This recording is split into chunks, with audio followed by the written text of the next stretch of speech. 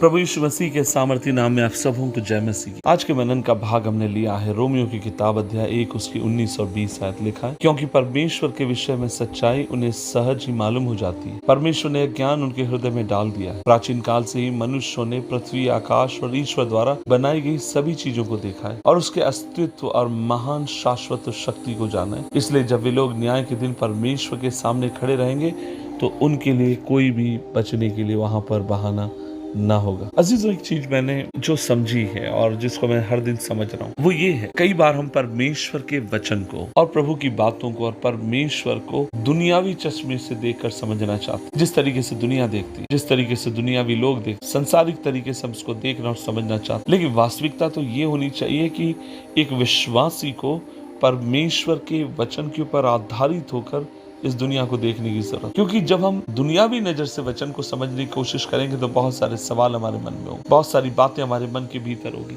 बहुत सारे कंफ्यूजन हमारे मन में होंगे।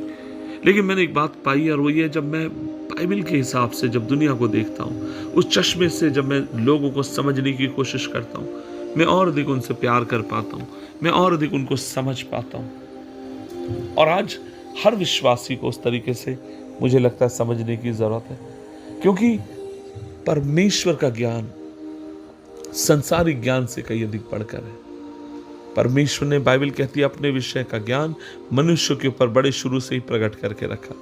और हमने क्या किया? परमेश्वर के ज्ञान को जानने की बजाय हमने उसको दबा दिया।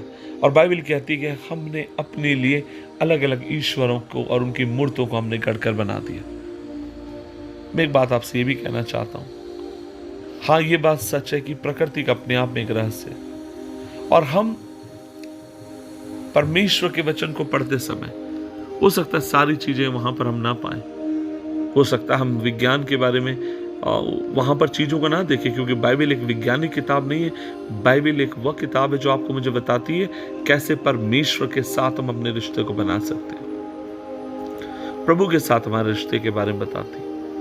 इसलिए आज इस सुबह के समय मेरी परमेश्वर से प्रार्थना है, वो आपको मुझे अनुग्रह दे, वो हमें ताकत दे, ताकि दुनिया में कोई भी चीज हमें कंफ्यूजन में डालने ना पाए, हमें उलझाने ना पाए, लेकिन प्रभु के नजरिए से दुनिया को देखते हुए हम आगे की तरफ बढ़ने वाले हो। क्योंकि जब परमेश्वर के नजरिए से हम देखेंगे, हम देख नहीं पाएंगे। उदाहरण के लिए, जब मूसा लाल समुद्र के सामने खड़ा था और जब वो दुनियावी दृष्टि से देखता है, वो रो गया, वो परेशान हो गया, वो चिल्ला उठा। प्रभु किस तरीके से हम सामना करेंगे लाल समुद्र का, पीछे फिरौन की सेना और दोनों तरफ पहाड़ है। लेकिन जब परमेश्वर से कहते हैं कि मूसा अपनी लाठी को उठा, और दूसरे शब्दों में परमेश्वर मूसा को यह समझाना चाहता है कि मेरे नजरिए से जब तू देखेगा और तब तू पाएगा ये लाल समुद्र नहीं है, लेकिन उसको मैं दो भाग कर कर उसके बीच में रास्ता बनाने वाला परमेश्वर हूं। जब मैं अपनी दृष्टि से चीजों को देखता हूं मुझे असंभव लगती है, लेकिन जब परमेश्वर में होकर मैं चीजों को देखता हूं, समझता हूं, हर असंभवता संभवता में बदलते जाती है।